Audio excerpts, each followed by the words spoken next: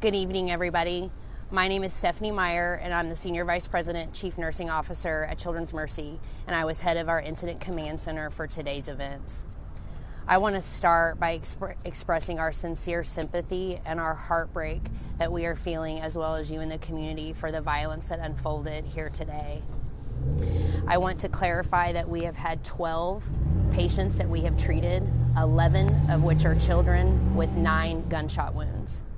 None of those patients, all of those patients we expect to have a full recovery, none of which are in critical condition. I want to also thank all of the teams that were on site today. Children's Mercy had specific staff down at the event so that we could proactively prepare for an event such as this. Our staff were able to put their training into good use today, and we are thankful for all of them remaining professional, calm, and coming to the situation with ease and grace. Question? 9 children shot. What's today been like for them, for their families? Today has been extremely disheartening as we think about what we need to always be prepared for. With that being said, our staff were ready, and I'm extremely proud of our response. With that, we are also going to have to make sure that we stay in tune to what is the care that's needed after the violence that has been seen, not only for the children we treated, but I would encourage us to think about that for all of the children and families in the community.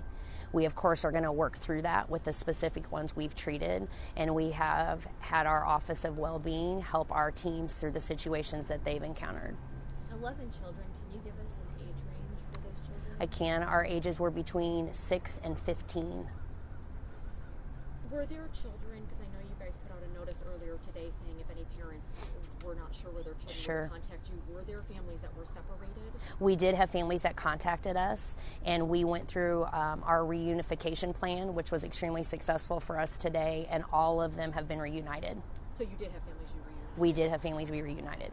Can you walk us through kind of just the challenges that a mass event like this will put on the resources in the hospital? Sure.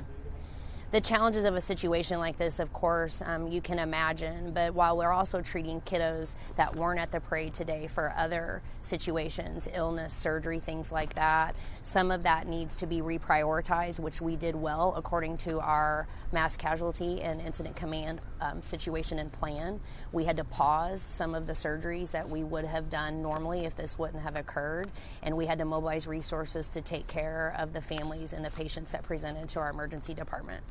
You said 9 of the 12 have gunshot wounds. Can you describe the injuries of the other victims? They were incidental injuries is all I can say.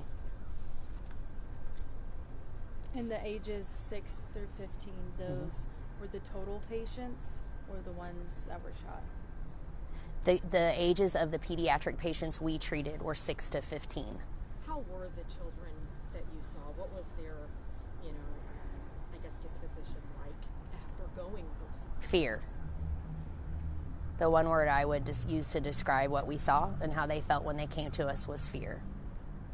Of the children who were shot, how many of them suffered serious and critical injuries? All of them will recover, and I wouldn't say that any of them are critical at this point. Had they been at any point when they arrived at the hospital in a state like that? We quickly stabilized them, so I would say no, not in that necessary capacity. What's it been like for your staff today, having to deal with this? Kids going to a parade, seeing their favorite player, their favorite team, and having to deal with gunfire and violence. I think that it's something that unfortunately we all have to prepare for. While I said this earlier, the staff did an amazing job, but we will have to do some wellness initiatives and recovery with our staff. This is nothing that you ever want to have happen, and you especially don't want it to happen in a situation where it is a mass casualty type of situation. You don't know how many you're going to get, what the response is going to be from trying to reunite people who might have gotten separated. And so while our staff all went into action, they have a lot of questions and need some help too. I do appreciate the outpouring of support that we've had from all of you and from the community to ask about our staff and to check in on what you can do to help us. That will be important.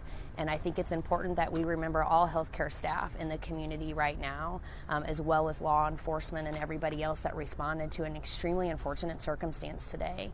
And while they all may be trained to do it, it doesn't make it easier for them in the moment. How long do you anticipate the children will be here? When do you think that all of the children will be able to go home? I don't know that yet.